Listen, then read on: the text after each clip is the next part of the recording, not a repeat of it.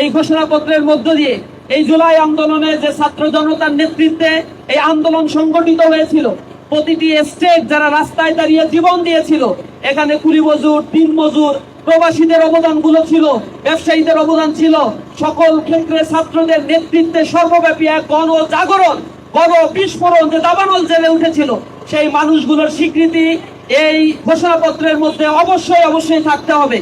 যদি কারো purpose serve করার জন্য এই ঘোষণাপত্র দেওয়া হয়, তাহলে ছাত্র জনতা সেই ঘোষণাপত্র ঘৃণাভরে প্রত্যাখ্যান করবে।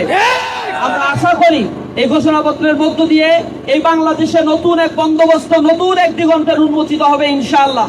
আমরা নতুন ছাত্র সমাজ যারা এখানে রয়েছে, নতুন একটি সমাজ গড়ে তোলার জন্য প্রতিজ্ঞাবদ্ধ হব এবং সাম্য, মানবিক মর্যাদা, সামাজিক সুবিচার যেন এই বাংলাদেশে প্রতিষ্ঠা হয়।